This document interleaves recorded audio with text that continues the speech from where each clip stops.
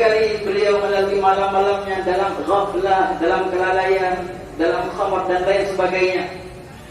Beliau lama tak punya anak, sehingga Allah Ta'ala berikan beliau karunia seorang anak perempuan. Maka lahirlah anak itu, dan beliau sangat mencintai putrinya ini. Namun apa yang terjadi? Sang putri ini tak hidup lama, ya ikhwan.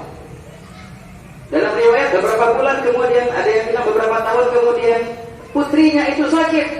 Karena putrinya sakit, akhirnya ayahnya Malik bin Dinar juga jatuh sakit. Karena putrinya sakit. Tak lama kemudian putrinya itu wafat dan meninggal. Maka sedihlah sang ayah ini. Sedih, menyendiri. Apa yang terjadi? Teman-temannya itu berkata kepadanya, wahai Malik bin Dinar, sudah cukuplah engkau menyiksa dirimu dengan kesedihan atas kepergian putrimu. Mari kita bersenang-senang. Mari lupakan kesedihanmu itu. Mari kita membuat pesta. Akhirnya Malik bin Dinar ikut dengan teman-temannya berpesta dengan simbol-simbol kelalaian. Namun hakikatnya, walaupun secara zahirnya beliau berpesta dengan teman-temannya, namun hatinya masih tetap sedih atas kepergian putrinya itu. Kesedihan beliau besar sebagaimana besarnya cinta beliau kepada putrinya. Di malam hari itu ketika beliau tidur, nah disitulah beliau mimpi akhirnya. Dalam mimpinya beliau seakan-akan berada di padang pasir yang sangatlah luas. Tak lama kemudian datang seekor ular yang sangat dan amat besar, dan mulai ular itu mendekatinya dan mau memangsanya. Dan mulailah Malik bin Dinar berlari dari ular yang mengejarnya itu. Berlari dan terus berlari, sampai akhirnya beliau menemukan seorang yang kurus. Dan beliau minta tolong, hai engkau, tolonglah aku dari ular yang mengejarku ini. Maka orang itu berkata, aku tidak mampu menolongmu karena aku kurus, aku ini lemah. Larilah engkau.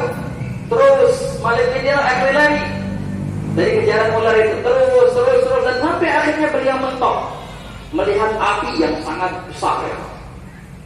Saking takutnya dari ular, akhirnya beliau mau menceburkan dirinya ke api. Namun ada suara yang menyuruhkan, hei, menjauh engkau dari api ini, sungguh engkau bukan dari penghuninya. Tertulis bahwasanya engkau bukan dari penghuni api ini, larilah engkau. Lagi-lagi akhirnya Malik bin Dinar ketemu bapak-bapak yang kurus tadi. Hai bapak, tolonglah aku dari ular ini. Si bapak berkata, tetap aku gak bisa wahai pemuda, aku ini kurus dan lemah. Kalau engkau mau, coba engkau lihat di gunung sana, mungkin ada titipan untukmu. Maka Malik bin Dinar ketika melihat ke arah gunung, maka dia melihat putri beliau yang barusan wafat. Langsung beliau bergegas ke sana, dan mulailah beliau mendengar seruan dari putrinya itu, wahai ayah, kemari, wahai ayah, kemarilah.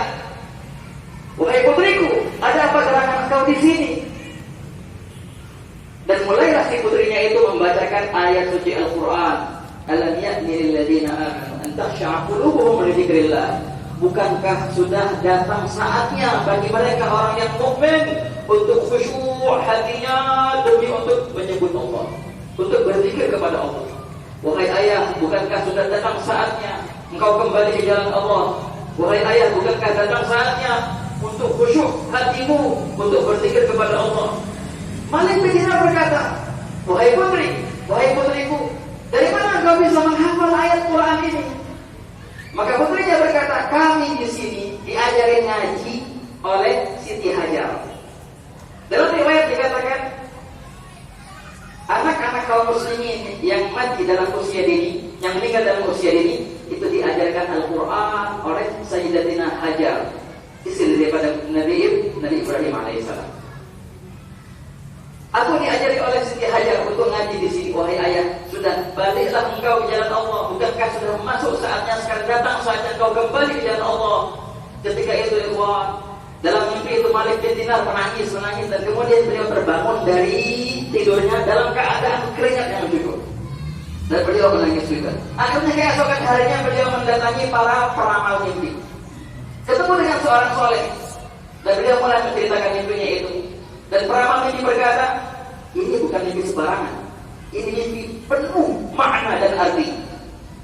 Kau tahu, kalau bukan karena kau telah tercatat bukan daripada penghuni neraka, pasti kau akan tercebur ke api itu.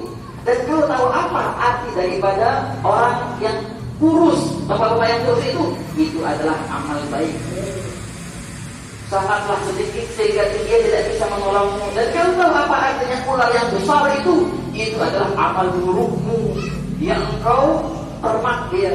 Engkau kasih makan dia menjadi besar, dia akan memangsamu. Engkau minta tolong kepada amal solehmu, tidak bisa karena itu kecil dan kurus. Dan begitulah perihalnya. Ketika itu mulailah Malik bin Dinar taubah dan akhirnya menjadi seorang ulama yang sering kita dengar keramatnya, sering kita dengar riwayatnya. Nah, inilah bagaimana Allah Ta'ala menurunkan rahmatnya kepada hamba-hambanya.